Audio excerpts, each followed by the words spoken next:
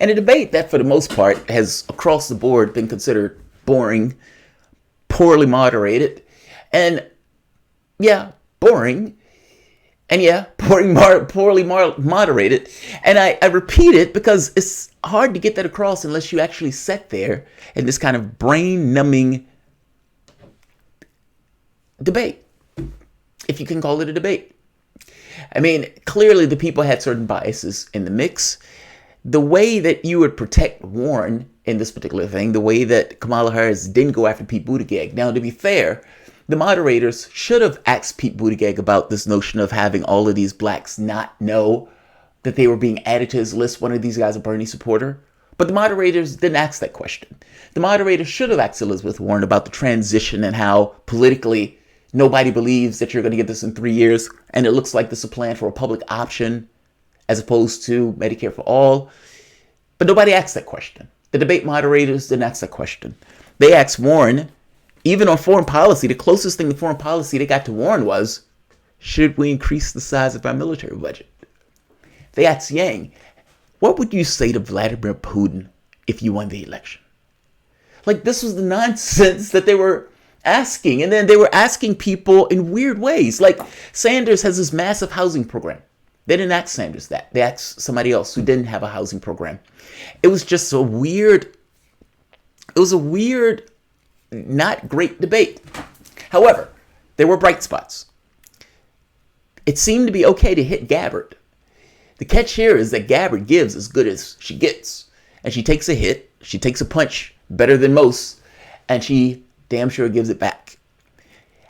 I honestly think Gabbard had an axe to grind on this. Now, I don't mean it in the sense that what she said wasn't substantive. It was. I mean it in the sense that over these debates, Gabbard has been brutal, to say the least. She ended Kamala Harris's presidential run. Kamala Harris is a corpse. She's a walking corpse. It's effectively a zombie at this point. She's cutting down her campaign while Gabbard made the point, while I am increasing mine. But she has also, beyond anybody else on that stage, been more open to engaging. Let's say it that way. And in this case, she got into a back and forth with Buttigieg in the last debate.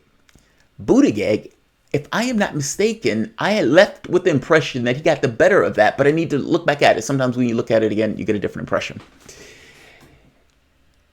She was laying in wait on this. She hit him hard.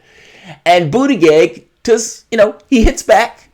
But it's the end that ends him. Like, what she brings out at the very end of this quip ends him. He wasn't ready.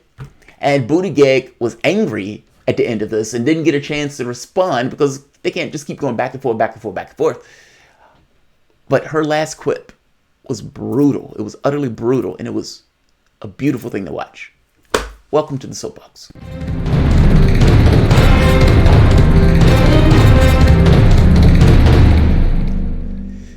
My name is Jamarl Thomas. This is the Progressive Soapbox. My name is Soapbox After Dark. If you guys dig this content, please like, share, subscribe. You can always support PayPal, Patreon. These videos are instantly demonetized. So content is brought to you by you. Damn it. I have another one. Tulsi Gabbard. I think she's laying in wait for Buttigieg. But you tell me. Tell me what you think. And she gets a question, and she brings the question around to Buttigieg in a comment that he made about invading Mexico, essentially using the U.S. military to go into Mexico to apparently fight drug lords or drug dealers. Well, she hits him on that because that's a stupid thing to say. Now, listen to Buttigieg and his response, and the back and forth is absolutely awesome. But I want to get back to Pete Buttigieg and his comment about experience. Pete, you'll agree that the service that we both have provided to our country as veterans. And by the way, their argument that I find fanciful, but fair enough, that experience in war somehow makes you ready to be commander-in-chief. I don't know why they think that. And yet that is what they say. I've made this point before that not all of your experiences give you all of the right tools for a particular thing. Will it give you maybe a perspective in regards to sending people into combat? Yes. By the same token, Pete Buttigieg came to the opposite perspective. Meaning, Tulsi Gabbard goes into war, comes with one perspective. Buttigieg goes into war, comes back a completely opposite perspective. Just because you went to war doesn't necessarily mean you're going to have a disposition that makes you prepared. People can come away with different points of view. John McCain was absolutely tortured, and while he hated torture, he loved bombing and killing. Can we stop this thing that just because you were serving in the military, that this gives you some enlightened perspective on the presidency? Just saying. I said that for Buttigieg, Gabbard, or anybody else. Let's hear her absolutely take Pete Buttigieg out to the woodshed. Veterans by itself does not qualify us to serve as commander-in-chief. I think the most recent example of your inexperience in national security and foreign policy came from your recent careless statement about how you as president would be willing to send our troops to Mexico to fight the cartels. As commander-in-chief, leader of our armed forces, I bring extensive experience serving for 7 years in Congress, on the Foreign Affairs Committee, on the Armed Services Committee, on the Homeland Security Committee, meeting with leaders of countries around the world, working with military commanders of different commands, dealing with high-level national security briefings, understanding what's necessary, the preparation that I've gotten to walk in on day one to serve as Commander-in-Chief. Congresswoman, thank you. Mr. Mayor, I'll allow you to respond. I know that it's par for the course in Washington to take remarks out of context, but that is outlandish. Just so we're clear, this wasn't taken out of context. Pete Buttigieg did say that. I just want to be clear on that. He can spin it all he wanted. This is also the guy, by the way, who again said he had 400 black people in South Carolina that was backing his campaign. Half of those people were, more than half, of the names, I think 293 that they could find or something like that, half were white. And beyond half being white, the people that he put in the marquee, meaning in the subtitle, the thing of saying, hey, and we also got these big name African Americans that back my campaign. One of those guys was a Bernie supporter. The other three were shocked as shit to find out that they were on that list. In fact, all of them were shocked as shit to find out. That's another thing that didn't come up in this debate that the moderators didn't feel necessary to ask. My point is, Pete Buttigieg is lying here. He did say this. Even by the standards of today's politics. Are you saying that you didn't say that? I was talking about U.S.-Mexico cooperation. We've been doing security cooperation with Mexico for years, with law enforcement cooperation and a military relationship. Right there. So what are you saying? You've just sat here and admitted to it. Even though you're like, whoa, I was talking about cooperation. Okay, Pete, what type of cooperation? Well, security cooperation and military. So when you said you wanted to send troops, and like right now you're admitting to saying about the military cooperation, that's not inconsistent with what she just said. For fuck's sake, own it. You said it, own it. I'll allow you to respond. I know that it's par for the course in Washington to take remarks out of context, but that is outlandish even by the standards of today's politics. Are you saying that you didn't say that?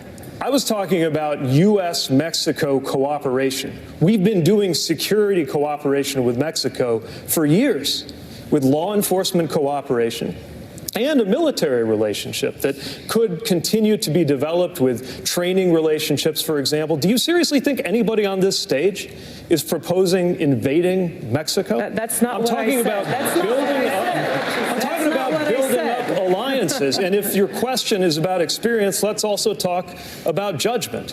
One of the foreign leaders you mentioned meeting was Bashar al-Assad. I have, in my experience, such as it is, whether you think it counts or not, since it wasn't accumulated in Washington, enough judgment that I would not have sat down with a murderous dictator like that. Congresswoman Gabbard, let me allow you to respond. Thank you. You were asked directly whether you would send our troops to Mexico to fight cartels, and your answer was yes. The fact checkers can check this out. No. But your point about judgment is absolutely correct. Our commander-in-chief does need to have good judgment. And what you've just pointed out is that you would lack the courage to meet with both adversaries and friends to ensure the peace and national security of our nation. I take the example of those leaders who have come before us, leaders like JFK, who met with Khrushchev, like Roosevelt, who met with Stalin, like Donald Trump, Reagan, who met and worked with Gorbachev. These issues of national security are incredibly important. I will meet with and do what is necessary to make sure that no more of our brothers and sisters in uniform are needlessly sent into harm's way fighting regime change wars that undermine our national security. I'll bring real leadership and experience to the White House. Ouch. Ouch. Yeah, dude, you fell into a trap. That's called pre-debate prep. She was waiting for you. She was waiting for the opportunity. If I'm not mistaken, she turned this to you and engaged you with a question. Now, his response to this is utterly fanciful. I don't understand these people. I'm always enamored in the way that we are okay with our dictators, or not our dictators, I'm sorry, our war criminals. But we dislike other people's war criminals. Like, Saudi Arabia is literally running a totalitarian state. I met somebody who was dealing with Turkey, or who had been in Turkey, and they was like, that guy's a dictator. Like, we're okay with these people who are rough. And by the way, I hate to point this out to you, Bush was responsible for 1 million people dying. Ellen was out there dancing with him as if there was nothing wrong. You have no issue with our killers. It's the other people's killers. And you know the wild part? Obama was responsible for sending those terrorists to take down Assad. The people who Assad was fighting were some of the people who we were sending. And him, will sit here and say, that guy's a murderous dictator who's killing his own people. He's fighting the terrorists that we're sending. He's fighting the terrorists that we're sending. I don't have to like Assad. In fact, I don't have to have an opinion on Assad at all.